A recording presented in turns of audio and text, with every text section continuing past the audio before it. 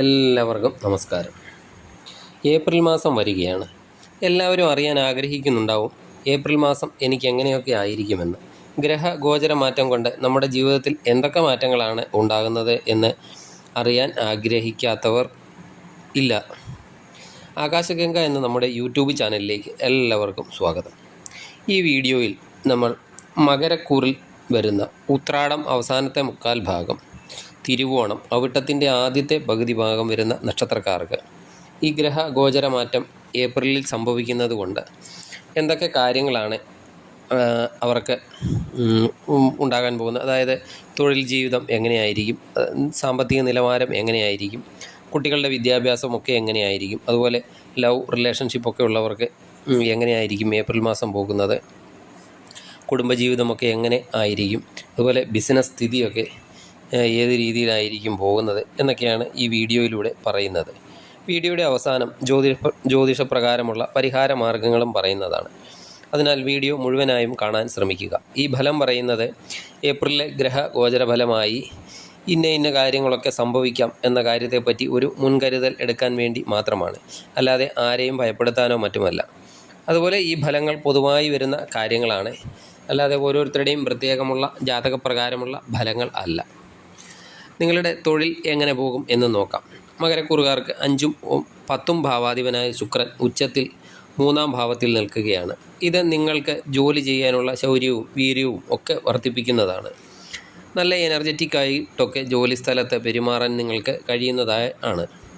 3-ാം ഭാവം ഗ്രഹണരാശി ആയതിനാൽ 13-ാം തീയതി വരെയൊക്കെ ജോലിസ്ഥലം അല്പം ശ്രദ്ധിക്കേണ്ടതാണ്.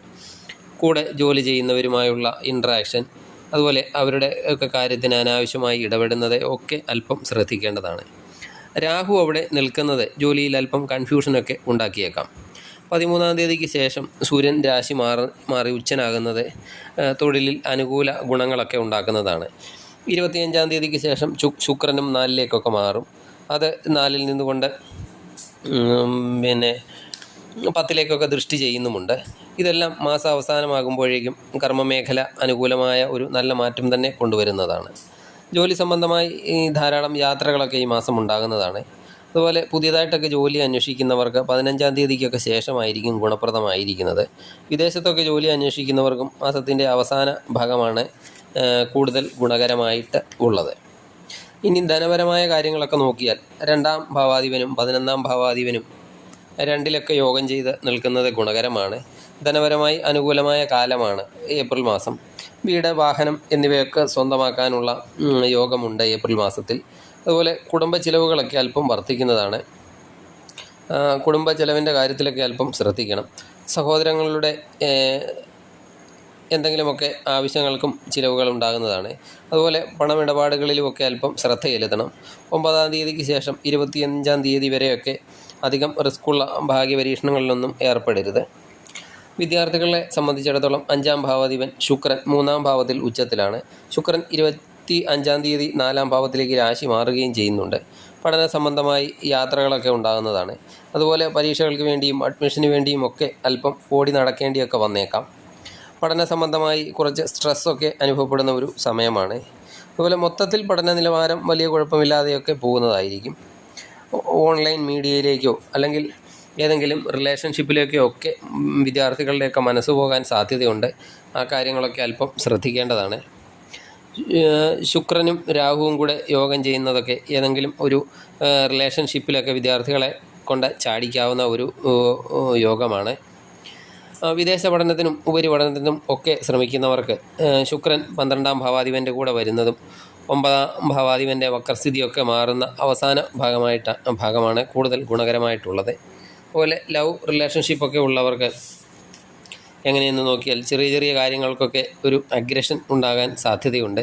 അതുപോലെ നിങ്ങളുടെ പങ്കാളി അവരെ സ്വയം അവരൊരു സർവ്വശ്രേഷ്ഠരാണ് എന്നൊക്കെ ഒരു കരുതലൊക്കെ ഉണ്ടാകുന്നതാണ്. അവർക്ക് ചെറിയ ചെറിയ കാര്യങ്ങൾക്കൊക്കെ ചെറിയ വഴക്കുകളും ഒക്കെ ഉണ്ടാകാവുന്ന ഒരു സമയമാണ് ഏപ്രിൽ മാസം.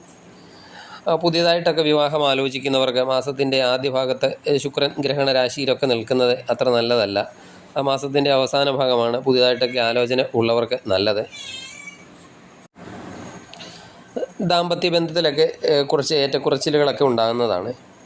ദമ്പതിമാർക്കിടയിൽ ചെറിയ ചെറിയ അഭിപ്രായ വ്യത്യാസങ്ങൾ